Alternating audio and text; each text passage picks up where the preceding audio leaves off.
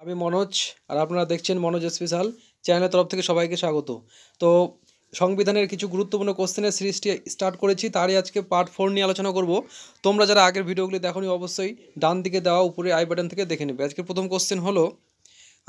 Question কি বলেছে? First question বলেছে, একই কাজের জন্য পুরুষ ও নারী উভয়ের সমান পারিশ্রমিক পাবে বলে লিপিবদ্ধ হয়েছে ভারতীয় সংবিধানের বর্ণিত। অ্যান্সার কি হবে? নির্দেশমূলক নীতির মধ্যে। আই রিপিট, একই কাজের জন্য পুরুষ ও নারী উভয়ের সমান পারিশ্রমিক পাবে বলে লিপিবদ্ধ হয়েছে ভারতীয় সংবিধানের বর্ণিত নির্দেশমূলক নীতির মধ্যে। নেক্সট পরের কোশ্চেন কি বলেছে?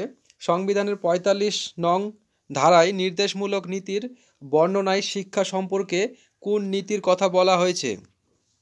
সংবিধানের ৪৫ নং ধারায় নির্দেশমূলক নীতির বর্ণনায় শিক্ষার যে সম্পর্কের কথা বলা হয়েছে সেটা হলো ১৪ বছর পর্যন্ত ছাত্রদের অবৈতনিক ও বাধ্যতামূলক শিক্ষা। নেক্সট কোশ্চেন, ৩ নম্বর কোশ্চেন কি বলেছে? বলেছে কেন্দ্র রাজ্য সম্পর্ক পর্যালোচনার জন্য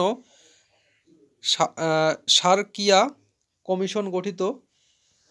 আই রিপিট, কেন্দ্র রাজ্য সম্পর্ক পর্যালোচনার জন্য সারকারিয়া কমিশন গঠিত হয় কত খ্রিস্টাব্দে? ১৯৮৩ সালে।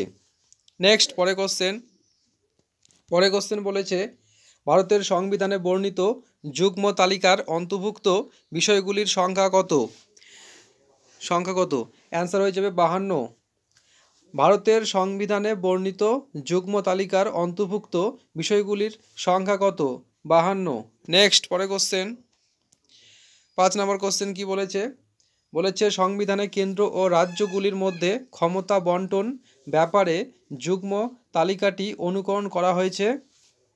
অ্যান্সার হয়ে যাবে অস্ট্রেলিয়া। আই রিপিট, সংবিধানে কেন্দ্র ও রাজ্যগুলির মধ্যে ক্ষমতা বন্টন ব্যাপারে যুগ্ম তালিকাটি অনুকরণ করা হয়েছে অস্ট্রেলিয়া থেকে। নেক্সট পরের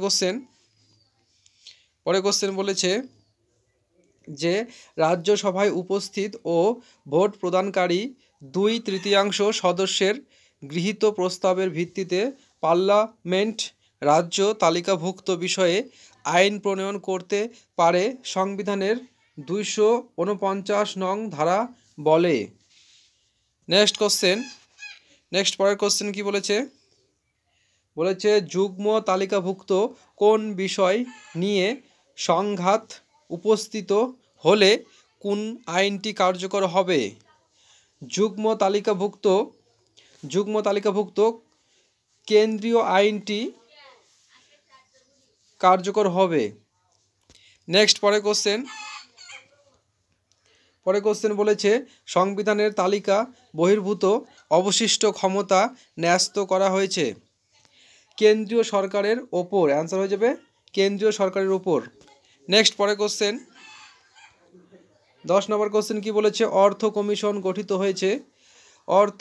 গঠিত হয়েছে সংবিধানের মাধ্যমে।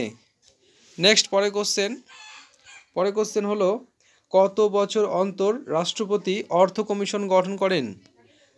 ৫ বছর অন্তর রাষ্ট্রপতি অর্থ কমিশন গঠন করেন। নেক্সট পরের কোশ্চেন, অর্থ কমিশনের সদস্যগণ নিযুক্ত হন রাষ্ট্রপতি কর্তৃক। নেক্সট পরের কোশ্চেন কি বলেছে? বলেছে আয়কর অর্থাৎ কৃষি বাদে নির্ধারিত ও সংগৃহীত হয় কেন্দ্র দ্বারা। অ্যান্সার হয়ে যাবে কেন্দ্র দ্বারা। আয়কর নির্ধারিত ও সংগৃহীত হয় কেন্দ্র দ্বারা। নেক্সট পরের কোশ্চেন বলেছে শিক্ষা বিষয়টি আছে যুগ্ম তালিকায়। অ্যান্সার হয়ে যাবে যুগ্ম তালিকায়।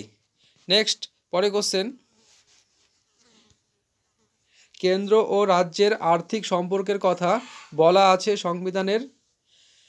কেন্দ্র ও রাজ্যের আর্থিক সম্পর্কের কথা বলা আছে সংবিধানের ২৪৬ থেকে ৩০০ নং ধারায়। নেক্সট কোশ্চেন,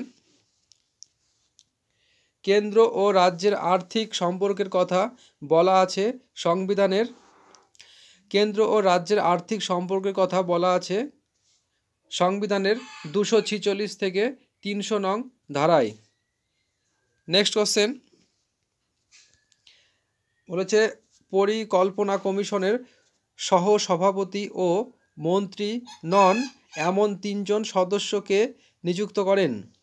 পরিকল্পনা কমিশনের সহসভাপতি ও মন্ত্রী নন এমন 3 জন সদস্য নিযুক্ত করেন প্রধানমন্ত্রী। নেক্সট কোশ্চেন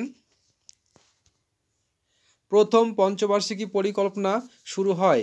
প্রথম পঞ্চবার্ষিকী পরিকল্পনা শুরু হয় 1951 এর এপ্রিল থেকে। নেক্সট কোশ্চেন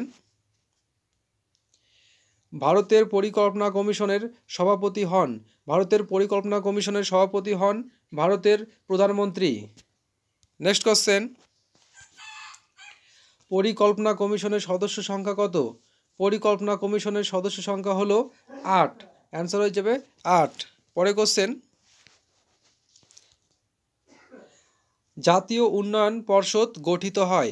জাতীয় উন্নয়ন পর্ষদ গঠিত হয় 1952 সালে। নেক্সট কোশ্চেন জাতীয় উন্নয়ন পরিষদের সভাপতি হলেন। জাতীয় উন্নয়ন পরিষদের সভাপতি হলেন প্রধানমন্ত্রী। নেক্সট কোশ্চেন সমস্ত আঞ্চলিক পরিষদের সাধারণ সভাপতি হলেন। সমস্ত আঞ্চলিক পরিষদের সাধারণ সভাপতি হলেন স্বরাষ্ট্রমন্ত্রী। অ্যান্সার হয়ে যাবে স্বরাষ্ট্রমন্ত্রী। নেক্সট কোশ্চেন ভারতীয় সংবিধান সংশোধনী আইনে মোট কয়টি ধারা আছে?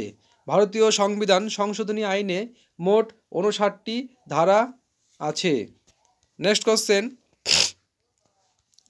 কোশ্চেন হলো আজ পর্যন্ত ভারতীয় সংবিধান কতবার সংশোধিত হয়েছে?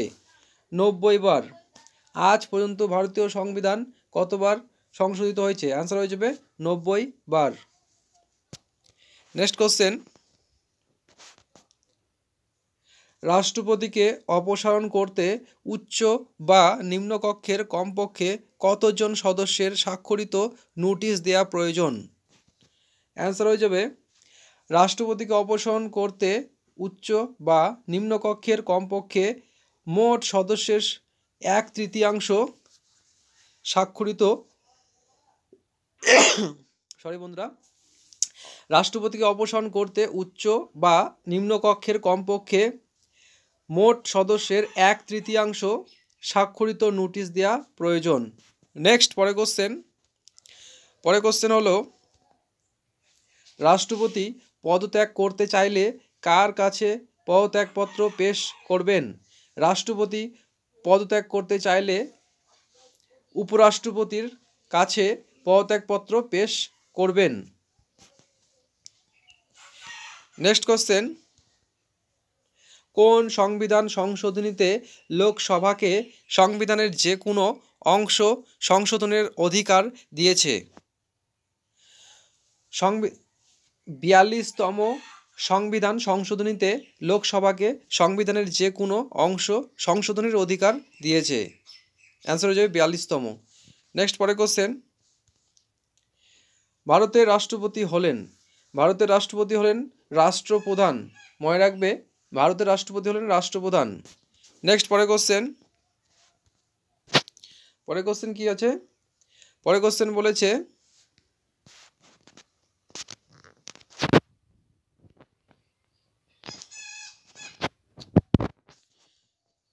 কোশ্চেন বলেছে নিম্নলিখিত কোন সংশোধনী ভারতীয় সংবিধানের ব্যাপক পরিবর্তন সাধন করে?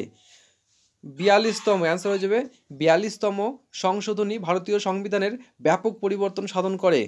তো বন্ধুরা এই সিরিজের প্রত্যেকটা ভিডিও তোমরা অবশ্যই ডান দিকে দেওয়া উপরে আই বাটন থেকে লিঙ্ক থেকে তোমরা দেখে নেবে।